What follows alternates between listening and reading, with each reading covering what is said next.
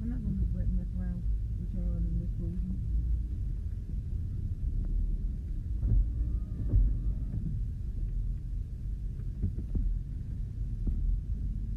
Didn't think you won this store, Ariana. Better come get it, cause I ain't coming out there and get it for you, so. What y'all ain't got? I don't know what y'all got. Did you see what you just said? Okay, fine. Go in there and get what you want. That's what she said. Don't be asking nothing else. Give me my purse, please.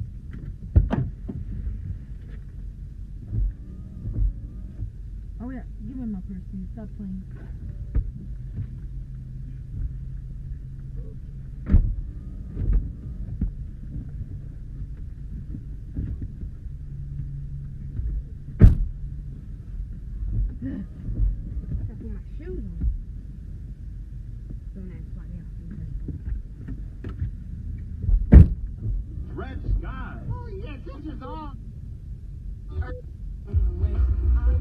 And killing thousands of innocent people. That's why we need a wall. What will that wall do to stop it? Virtually nothing.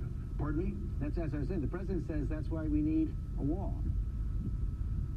80% of the narcotics coming into the United States are coming through ports of entry, official openings in the so-called barrier or wall between the United States and Mexico. What we could do, and it came out in testimony this week, we could be scanning the vehicles coming into the United States to see if they contain contraband, narcotics, firearms, even victims of human trafficking. Fewer than 1 out of 5 vehicles are being scanned now. I asked the people at Customs and Border Protection, what would it cost to have scanners to scan all the vehicles coming in? They said $300 million. That's a far cry from $5 billion, and a much more effective way to have a secure border. Would it be worth it to give the president some sort of down payment on the wall in order to keep the government open? What we're trying to do is to give the administration and the experts at the Department of Homeland Security the resources they need. They tell us they need technology and personnel. We put in $1.3 billion on the table for barriers if they are necessary, and we define them in a way so that we aren't building some medieval wall, but using them in a smart fashion. It's up to the president to accept this. I don't think he will, but for the good of this country, I hope he does. It does seem like there's a glimmer of bipartisanship this week, the possibility of passing this bipartisan criminal justice reform, the first step back. I know that Leader McConnell has been resistant to that, but you think it will get done? Well, it depends on Leader McConnell again. If he will set up a floor process which is fair to both sides, I think it can be achieved in a few days. In fact, we're going to start the debate on it Monday night. But he can't just turn to the Republican senators who oppose it, and there are about 4 or 5 who do, and say, you get amendments and no one else can. I think we've got to be able to respond to amendments from the other side. I hope that Senator McConnell will be even-handed in his approach. Senator Durbin, thanks for your time this morning. Thanks, George. Republican Susan Collins is up next, and later our Powerhouse Roundtable. We'll be right back. This is ABC's This Week on C-SPAN Radio. And we are back with Republican Senator Susan Collins of Maine. Senator Collins, thank you for joining us this morning. My pleasure. Let's talk about health care. You heard Senator Durbin say that this judge's ruling is a real problem for Republicans now. What's your reaction to the judge's ruling? The judge's ruling was far too sweeping. He could have taken a much more surgical approach and just struck down the individual mandate and kept the rest of the law intact. I believe that it will be overturned. You say it's going to be overturned. He based his ruling, as you said, on last year's tax bill, which brought the tax penalty for violating that mandate down to 0, and then he said that invalidated the whole law. Any second thoughts on your vote for that bill because of this? Not at all. I think it's important to keep in mind what the impact of the individual mandate was. 80% of those who paid the penalty under the individual mandate earned less than $50,000 a year. So this disproportionately affected lower and middle income families. In addition, not one Democratic senator offered an amendment to strike the repeal of the individual mandate, although they had the opportunity to do so. And that's because it was probably the most unpopular and unfair provision of the Affordable Care Act. There are many good provisions of the law. Those should be retained. And you voted for this after being promised for more funding for lower premiums, but that never happened. So what needs to happen with Obamacare now? Actually, we did bring a bill to the floor that would have reduced premiums in the individual marketplace by as much as 40% over the past 2 years. That came to the floor in early March and regrettably was blocked, much to my surprise, by a member of the Democratic leadership.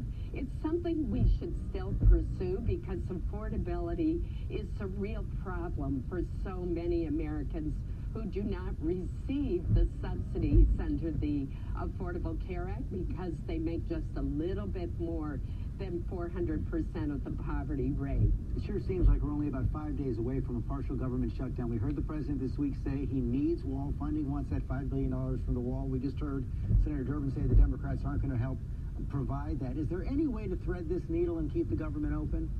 There is, and we should. There's absolutely no excuse to shut down government on this issue or any other issue. I have suggested that we revisit a compromise proposal that we brought forth earlier this year. I helped craft it. It was offered by Senators King and Rounds, and it provided $2.5 billion this year and over the next 10 years to fully fund the Border Security Initiative.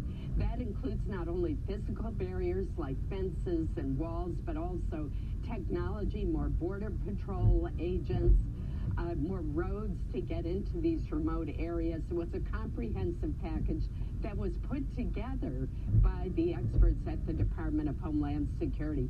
46 out of 49 Democrats voted for that package, and I think that that's a possible avenue for a compromise. Is it good enough for the president? He wants that concrete wall. I hope it would be good enough for the president because you keep in mind that the president's budget this year had $1.6 billion for the wall, and the broader security package was $2.5 billion that we worked out with Homeland Security to meet the other parts of border security, which are at least equally important. There's a compromise, and people will come to the table in good faith on both sides. We have to prevent a government shutdown. Let me ask you about your work on the Senate Intelligence Committee. Adam Schiff, who's going to be the chairman of the House Intelligence Committee going forward, told the New Yorker just this week that he wants to investigate, when he's in charge of the House Intelligence Committee, whether President Trump shaped policy to expand his fortune, look at Russia, Saudi Arabia's business interests, other nations in the Middle East. And he went on to say the American people have a right to know that their president is working on their behalf, not his family's financial interests. Right now, I don't think any of us can have the confidence that that's the case. Do you have that confidence? Well, that's why the special counsel's report is an investigation are so important. And the special counsel must be allowed to complete his work unimpeded with no interference. We on the Senate Intelligence Committee are pursuing the counterintelligence investigation. It's been a very bipartisan investigation. More than 200 witnesses have been interviewed. And I think that will wrap up early next year. And we, too, will produce a report on the counterintelligence aspects. That's different, obviously, from the criminal prosecutions and the investigation that the special counsel's undertaking. Senator Collins, thanks for your time this morning. Thank you. Roundtable's up next. We're back in 60 seconds. This is ABC's This Week on C-SPAN Radio. Do I like Donald Trump? No. Was he a role model for my sons? Absolutely not. We have perhaps two of the most flawed human beings running for president in the history of the country. Yes, I'm supporting Donald Trump. I'm doing so as enthusiastically as I can, given the fact that I think he's a terrible human being. But the choice on the other side is just as bad. That's something I think we haven't seen before. That's Mick Mulvaney back in November 2016. Now, the president's acting chief of staff, but he was weighing in on candidate Trump back in November 2016. Let's talk about this on our roundtable, joined by Matt Schlapp, chair of the American Conservative Union, Roland Martin, host and managing editor of Roland Martin Unfiltered, Molly Ball, national political correspondent for Time Magazine, and Peter Baker, New York Times chief White House correspondent, also co-author of Impeachment and American History. And Peter, let me begin with you. We just learned Friday night Mick Mulvaney is going to be the acting chief of... Incoming call from Raymond. You think is going on here, and why acting? Well, it's a great question, right? Because Mick Mulvaney actually had one other job at one point earlier in the year, but I think there's been some reluctance, as you say, to move in at this point. Mulvaney makes some sense, right? He'd been a member of Congress for a number of years, and I think what the president is heading into now is 2 years of pretty fierce, open partisan warfare, and probably could use somebody in that position who understands what that's going to be like, helps him figure out how to cope with it, because some of these other folks who were being talked about didn't have the experience that Mick Mulvaney had. But here's the problem. He's still head of the OMB, the Office of Mass. He wanted to keep that. He wanted to keep that, not ready to give that up. The problem is, that's a Senate-confirmed job. That means that the House and the Senate can pull him up to the Hill to testify in a way that most chief of staff don't testify, as you know, because they're the president's personal aides. Yeah, and this is an issue, Matt Schlepp, and I'm trying to figure out, and maybe you know, you have connections to the White House. Was the acting at the request of Mick Mulvaney or at the president? Is he really serious about trying to get a full-time chief of staff? Well, first of all, remember, every chief of staff is acting because you don't have the job for that long. It's about 18 months. You know, Obama had 5. I mean, this is not unusual to have. 3 in 2 years It's pretty quick. I will admit that. As far as Mick Mulvaney being reluctant and everything else, I think he's going to jump into this job enthusiastically. He's actually a perfect fit in many ways. He's a former congressman. He's tight with the conservatives on the Hill, which is an important relationship for the president. He's a lawyer. In these times, that's incredibly important. And as far as him being able to wear these 2 hats, he's been pretty good at wearing multiple hats throughout this process. And I think when you go to the Hill, even in these times, that idea, you have that executive. For John Kelly. And so the president, you see him over and over shuffling people around in the cabinet or in the administration because he needs to feel that comfort level with people. He needs to feel that somebody understands him. And yet, a lot of the times, the people who understand him the best are the people who are least willing to be in these positions where they're going to have to be some kind of gatekeeper, going to have to do some form of trying to organize this president's processes, because that's a really hard thing to do. And Roland, that did seem to be on Chris Christie's mind as he put out that statement on Friday saying thanks but no thanks. He shouldn't even remotely been thinking about going to work for Donald Trump. Look, Mulvaney, I hope he's a praying man because he is about to walk into a firestorm. You look at what's happening with the Mueller investigation, now Democrats taking over the House. It is going to be nothing but drama over the next year. And so my suggestion...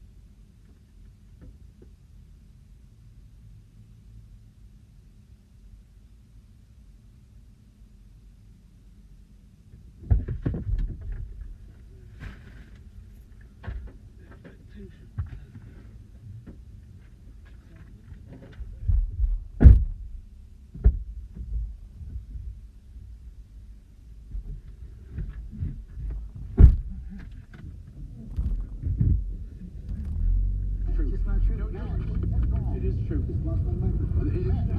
First of all, remember, this is the president saying he knew nothing about the payment. Last time I checked, I was talking. So yeah, but don't lie like Trump lies. Now, please, Hold on. all of these investigations, the root of it is a special counsel that what it appears has happened is the scope has broadened, whether or not they hand something off to the U.S. Attorney's Office in the Southern District of New York, whether or not there are people talking with legal officials in the state of New York. The idea that every aspect of Donald Trump's life is under investigation is not an accident. It's being done on purpose. It is everything they can possibly do to politically weaken the man. And George, if the American people, if they can't prove collusion, then what the American people who are fair will say, this is nothing but politics. George, you just had a former U.S. attorney who was sitting here. Anybody knows that when the federal government is investigating you, when they walk in looking for something, and then they discover something else, and then something else, and then something else, then that's what they do. This is not new. This is what you don't like. Guess what? I'm not gonna lie. I'm not gonna lie. I'm not gonna pay porn stars. Let me bring that to Peter Baker. You've covered either 3 or 4 White Houses. I think every White House is subject to investigation. Just this morning, we're learning from NBC News that 62% of the public say that Trump isn't telling the truth in the Russia probe. Yeah, that's a real problem for him because one of the things that President Clinton, who obviously went through the last impeachment 20 years ago, was sustained partly because he kept popular support, right? His numbers always actually stayed high. People didn't think he was much of a husband. They didn't approve of his behavior, but they thought he was a pretty decent president, and his popularity in the 60s. That's not the case here. So Trump doesn't have that kind of sustaining support. If we get to an impeachment battle, the question is going to be, can he keep Republicans with him? So far, he is, right? And that's all before a report or before new legal action. Right. He's also facing, as Molly, as you were talking about, this new reality of the Democrats in the House. I want to show a little bit more of that meeting with Nancy Pelosi and Chuck Schumer this week. You know, Nancy's in a situation where it's not easy for her to talk right now, and I understand that, and I fully understand that. We're going to have a good discussion, and we're going to see what happens. But we have to have border security. Mr. President, please don't characterize the strength that I bring to this meeting as the leader of the House Democrats who just won a big victory. Extraordinary moment there, Molly, and a real window into the next 2 years. It was a perfect vignette, a perfect metaphor for exactly what divided government is going to be like. Because you have a president who, for the last 2 years, has been able to hold that meeting with the House and Senate leadership with only Republicans. And now, all of a sudden, the Democrats get to be in the room, and when he says something, he's used to being able to just say it and not be challenged. They're right there to say, no, we disagree, no, you're wrong. And then, and I think Mike Pence also is a nice metaphor for the rest of the Republican Party, sitting there trying not to be part of any of the discussion. And I think for that, I wonder if this is going to mean that the president's going to have to adjust his communication strategy. He came to like this idea that we bring the cameras in when you've got these meetings going on. That was fine when you had all the cabinet saying, yes, sir, we honor you. Not the same when you got the Democratic leader. I do think it's a good vignette. I agree with Molly, but let's remember, Republicans don't have a supermajority in the Senate. The only thing Congress does, I hope it does criminal justice reform, which we can agree on. But the only thing it really does do, as you know, is pass a funding vehicle for the government. And when it gets to that, they've got to have Democratic votes. So all along the way in this presidency, he's had to deal with this supermajority question in the Senate. Now it's just shifted. We have actually more Republicans and more conservatives in the Senate. So actually, his standing is better there in the House. You're right. It's going to be, they're going to do everything they can to drag him down. For a man who loves reality television, I do not advise him to bring cameras in because he's going to get owned every single time. That image when Obama went to the Republican conference and said, I'll take your questions, Trump would never do that. And so Pelosi tried to save him. She said, we should talk in private. He should listen to the woman in the sitting there who's going to be leading the Democrats in the House. One of the things I was wondering about, Peter, is it seemed like, and the door seems to have closed right now, it seems like 4 or 5 months ago the president could have declared victory, taken some border security funding, and called it the wall, and he could have kept the government open. Apparently he's not going to do that. Can he get out of this now? Yeah, that's the question, right? Because the solution, obviously, as you just said, is call up border security. The Democrats will say they didn't vote for the wall. He'll use some of the money for the wall if it had been ambiguously written. Now they're really against the wall, so to speak. They have to decide by the end of this week whether they're going to cave, which side is going to cave. And we're likely to have a shutdown of some sort heading into the Christmas season again. The president's already said, I'm willing to do it. I'm proud to do it. That's satisfying to his base. This is the most important promise he ever made on the campaign trail, and he repeated it again and again this fall. But yeah, this is the question. It does appear that the president seems convinced that this is going to help him politically. Oh, well, he was convinced also that campaigning on this was going to help Republicans in the lead up to the midterms, talking about immigration when they would have preferred to talk about the economy or something else, and that didn't work out so well. So his political instinct, sure did. the Senate absolutely we added still two did. great new, a net of 2 senators, and this issue actually is a very tricky issue. It is very Would you take the trade? What'd you say? Wouldn't you take the trade? Would I come up with an agreement on the budget? No, absolutely. Hey, I'm not breaking less in return for not losing the House. Yeah. I don't know. It depends on. Are we going to have another Supreme Court opening? Is there going to, if there's impeachment in the House, do they have to convict in the Senate? The idea that the Senate is unimportant. Not only that, you lost 40 seats in the House. You also lost nearly 400 seats locally as well across the country, including governor's mansion. So the loss is broader than Washington, D.C. But look, when Republicans had both houses of Congress, and Trump had already promised the wall way back in the campaign, and they didn't give it to him because really neither the Republicans or the Democrats in the House and Senate are as preoccupied as the president is with funding this wall. They've been Mexico would pay for it. They've been able to keep the government funded by basically ignoring that promise, and Trump has gone along with it until now. So if he's going to force the issue, it's going to make his own party pretty uncomfortable, and it may force a shutdown that I think neither party really wants. Here's the problem with the shutdown, Peter. Let's say there is a shutdown. Democrats take the House on January 3rd. Their first order of business will be a continuing resolution to open up the government. Then the Republicans are back up against the wall again. Absolutely. I mean, the idea that I don't think it would go from Christmas all the way through January. I mean, I have to imagine that they're going to find some way before the end of the year to figure out to keep this open. It may just be a temporary punt the solution down a few months. Maybe, what the Democrats would love is to punt this for a year. That's probably not going to happen. Shocking. D.C. punting. Imagine that, right? Shocking. That is the last words today. Thank you all very much. That's all for us today. Thanks for sharing part of your Sunday with us. Check out World News Tonight, and I'll see you tomorrow on GMA.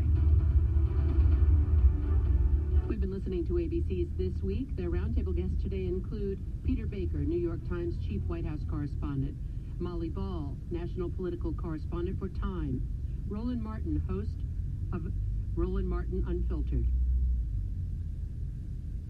and Matt Schlapp of the American Conservative Union. Tonight on Q&A. This American Nazi Party had 20,000 supporters who came to a rally at Madison Square Garden, and as that footage shows, in the middle of New York, stormtroopers giving the Nazi salute with a swastika next to a picture of George Washington. That rally was for George Washington's birthday. There was a very active American fascist movement in the 20s and the 30s, earlier than people think, that it was associated with the phrase America First.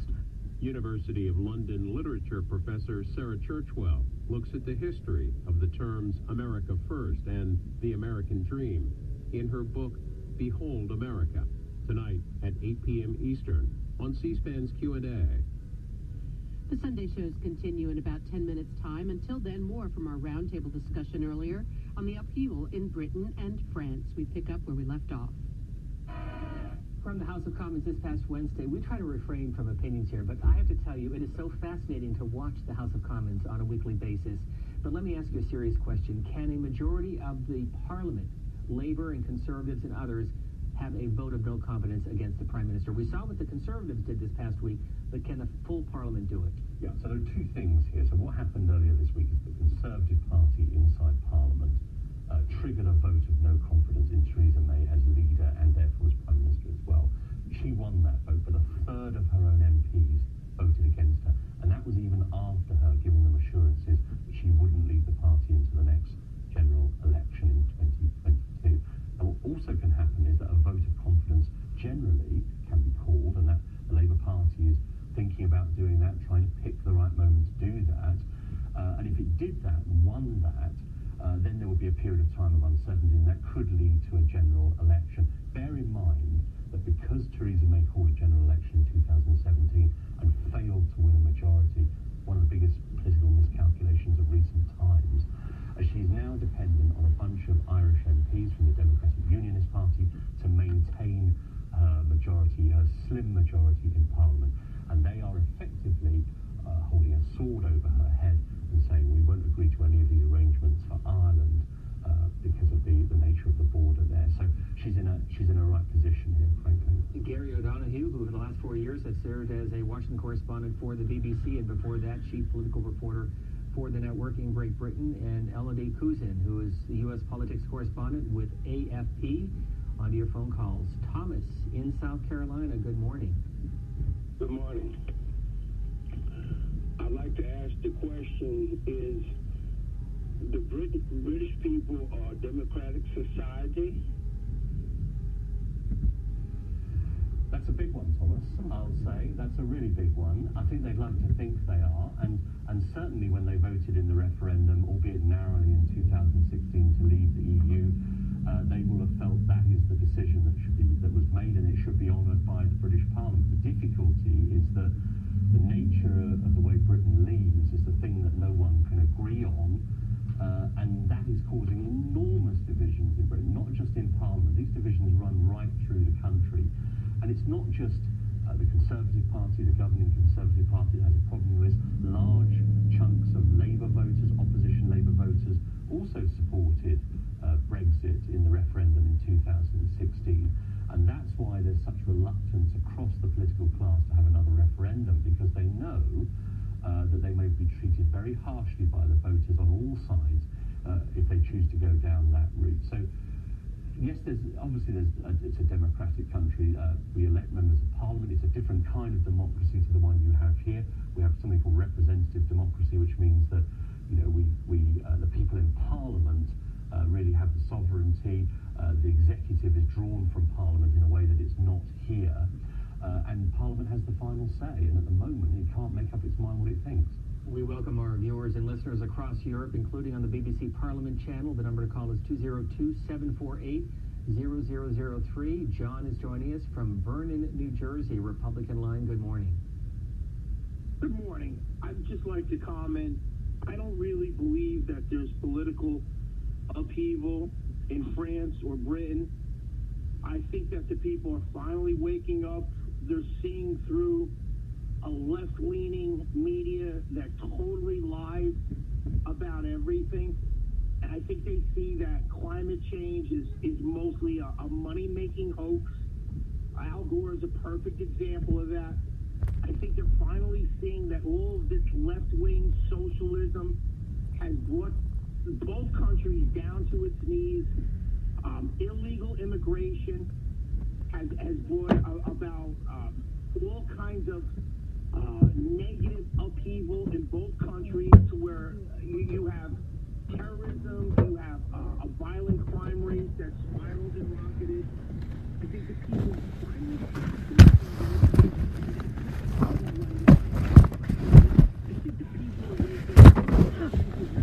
you in this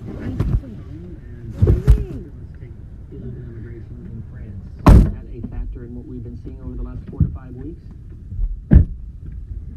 Specific demonstration, I would say no. For the Yellow Vest, it is really a claim for a better income, a rise of minimum income. So we haven't seen this demonstration something linked to criticizing illegal immigration, but there is on the other side. We have the far right came into quite close at the last presidential election. So it is something that there is a feeling in France. Some people are upset by immigration and illegal immigration, but these specific protests are not. But the caller was talking about climate change and it being a hoax. I think the people who are protesting also are not in France, because there is not this divide around climate change. They're not saying climate change is not real, but they're saying we don't have enough money to make ends meet, and maybe there are other ways to fight climate change.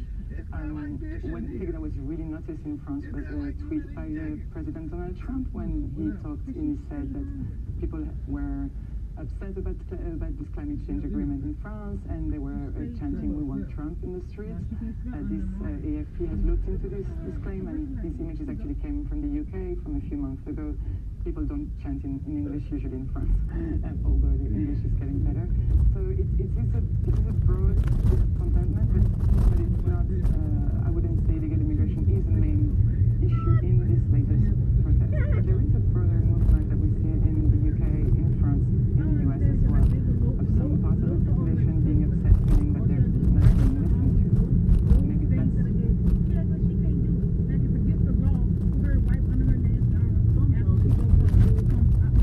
First of all, we've been seeing some of these images from Paris. I realize you're here in the U.S., but do they capture what has been happening as we approach the holiday season with many Americans heading to Paris for Christmas? Well, as you were saying this, yesterday there were new protests. There were much less and much less violent, especially to the beginning of the month. The images, even in France, where we used to clashes during our demonstrations, these were particularly violent, but coming up to Christmas, it seems that it's going down. The population itself, the French population, has seemed to want to calm down. There were more protests in the areas out of Paris. Yesterday the shops were open and some tourists, my AFP colleagues in Paris actually interviewed some tourists who were happy about seeing that they could go around and do their Christmas shopping. And so it seems like it's going, I don't know how to point it. With Christmas coming up, also there was this attack a few days ago. The government calling people to try not to stretch the police forces too much. So I think I can't say, but in the next few days I think it's going to be lower in France. And that attack in Strasbourg, the Christmas village, 4 confirmed deaths, nearly a dozen injured. It appears that it was a lone gunman, correct? It does appear so at the time. He has the profile that is becoming common, what experts say. It's a 29-year-old, so this young man who has a criminal record, a lot of criminal convictions, but who was not particularly religious in his youth, and then became maybe radicalized more recently. He was on a watch list that exists in France on people who are being watched because they might be radicalized, but very broadly, and slipped through the net. Elodie Kuzin, who is the U.S. political correspondent for AFP, and Gary O'Donoghue, Washington correspondent for the BBC. Taking a vote of no confidence, she received 200 votes to stay, 117 asking her to leave, and the number of percent, how significant is that? Well, Theresa May, she's got a difficulty at the moment in terms of legitimacy. Yes, she's got big support of her party just about for another year, but she's also got a divided country. That's the real difficulty. You have one cabinet supposed to have a second referendum, and there was a big 248 majority in favour of May. He said, well, okay, let's wait for the next election. Gary O'Donoghue, BBC Washington correspondent, along with Elodie Kuzin. Earlier today, our roundtable on the political upheaval in Britain and in France. We'll hear more of that discussion in about 50 minutes, or you can tune to it anytime on cspan.org. This is C-SPAN Radio, WCSP-FM Washington. Time now to continue the Sunday Network Talk Show. I'm Chris Wallace. A federal judge strikes down Obamacare. And President Trump's former fixer is sentenced to prison. Who in the president's inner circle is next to fall?